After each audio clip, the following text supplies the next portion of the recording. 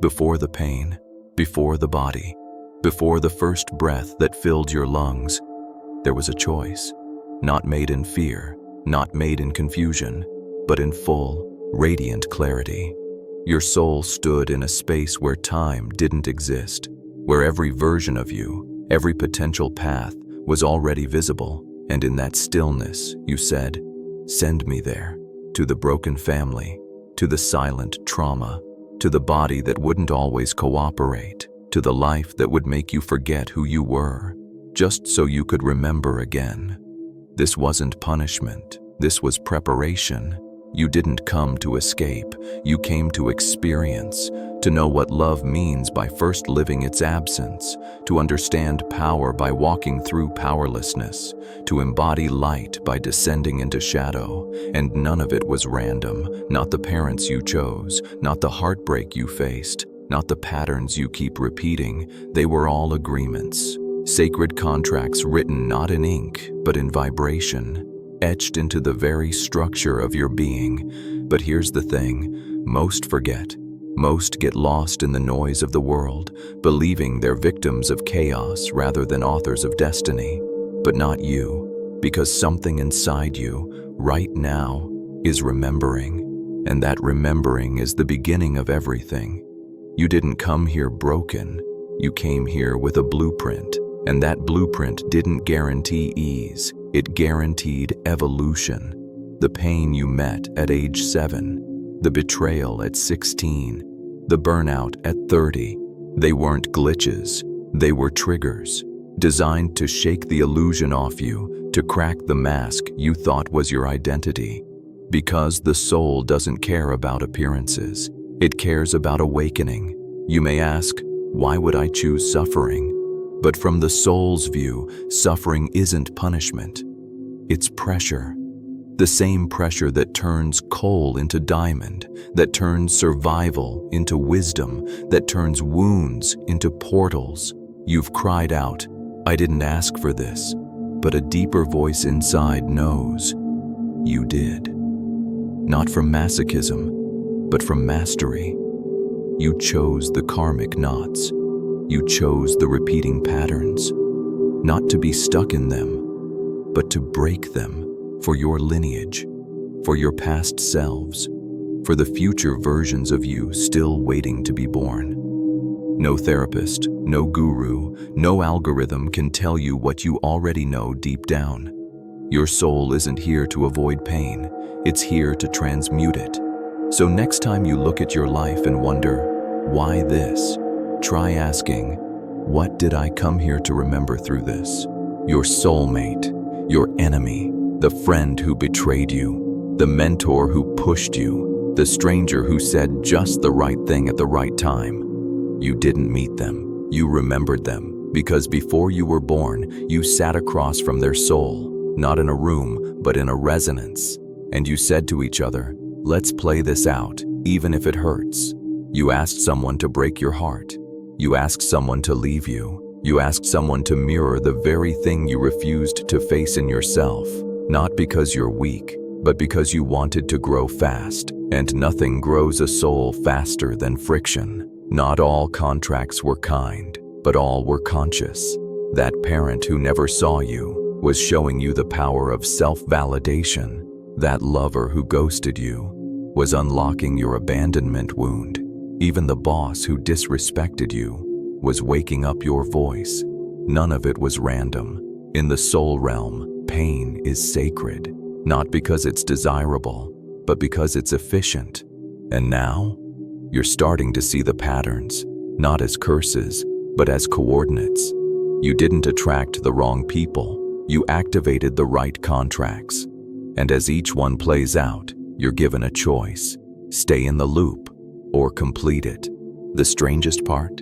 You knew you'd forget. You chose to forget. Before birth, your soul stood in full knowing. You saw the light. You felt the oneness. You were the infinite, but you whispered to the source, take it from me for a while. Let me remember the truth through forgetting. So you were born into a name, a gender, a culture, a story. You learned how to behave, how to fit in, how to shrink to survive. Layer by layer, the world placed masks on you, and with each one, your soul got quieter. Not lost, just hidden.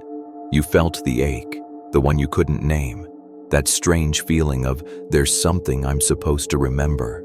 You felt it in the silence after a breakdown, in the stillness of a sleepless night, in the eyes of a stranger that made you feel known.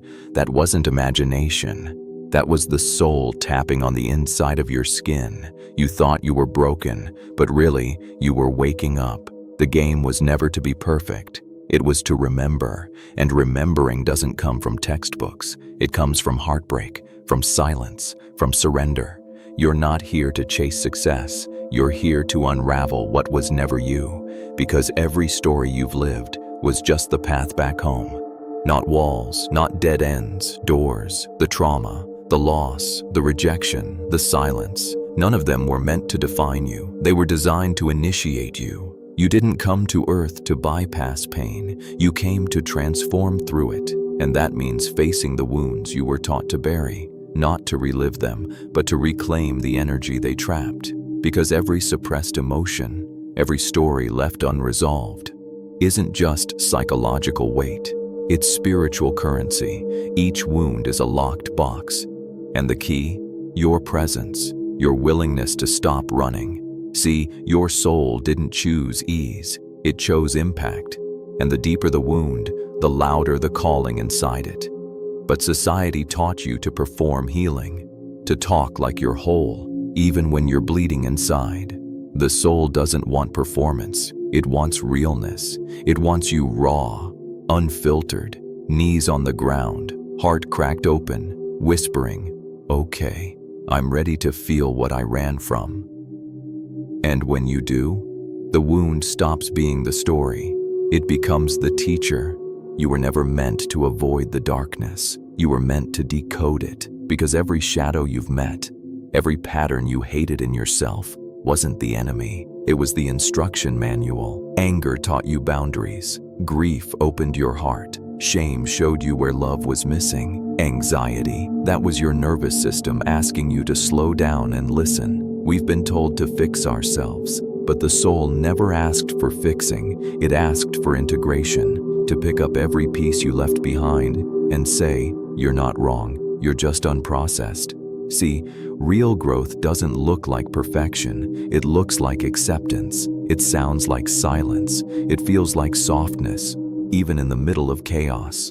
Because once you stop seeing your darkness as a threat, you realize it's always been your curriculum.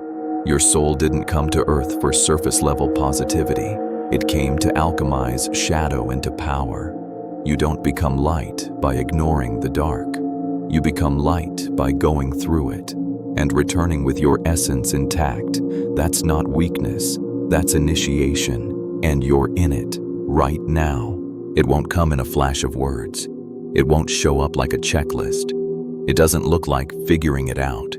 Remembering feels like a sudden calm in the middle of chaos, a tear that comes from nowhere but lands everywhere, a knowing that doesn't need proof, a silence that feels louder than any thought. That's your soul saying, yes, this is it. You've been here before. Because what you're doing now, feeling your pain, holding your patterns, choosing to keep going, that's the contract. Not to be perfect, but to stay present. Not to win, but to remember. You weren't sent here for performance. You came to embody truth. And the truth is, you are not the story you were born into. You are not your coping mechanisms. You are not the mask you had to wear to survive. You are the one who chose it all, and the one who can choose again. And when you finally stop chasing answers and just breathe, just listen, you'll feel it, the remembering, not of who you should be, but of who you've always been. You thought awakening would be soft. You thought healing would feel like calm. You imagined alignment would look like balance and serenity. But no one told you the truth. Alignment feels like destruction first. Because when your soul starts taking the wheel, everything that's fake, everything you settled for, everything you pretended to be, has to go. the job you outgrew, the relationships built on fear, the versions of you that existed just to be liked. They don't survive the fire of remembering. And that fire, it's not chaos, it's clarity. Alignment isn't about things looking right. It's about things feeling real. It's when your yes finally feels like truth, and your no stops needing an apology. It's when you stop betraying yourself just to keep the peace with others. It's when life doesn't get easier, you just get clearer. You're not here to fake positivity, you're here to radiate authenticity, and that's the most magnetic force in existence. Not because it makes you perfect, but because it makes you undeniably you. After all the remembering, after all the breakdowns, breakthroughs, and silent nights, there's one truth left standing. You are the one you were waiting for. Not some guru, not some miracle outside of you, not some cosmic rescue. You who faced the shadows instead of numbing them. You who questioned the patterns instead of becoming them. You who stayed soft in a world that demanded you go numb. You chose this incarnation. You chose the curriculum. You chose the forgetting, just so the remembering would mean more. So now what? Now you stop searching for the path and start walking as the path. You speak from soul, not ego. You act from resonance, not reaction. You live as someone who finally knows. Nothing that happened to me was wasted. It was all sacred. It was all chosen. It was all me. Not as blame, but as power. The kind that doesn't shout. It simply is. So breathe, not to calm down, but to come back. Back into your body, back into the contract, back into the divine remembering of why you're here. You asked to be here, and now you finally know why.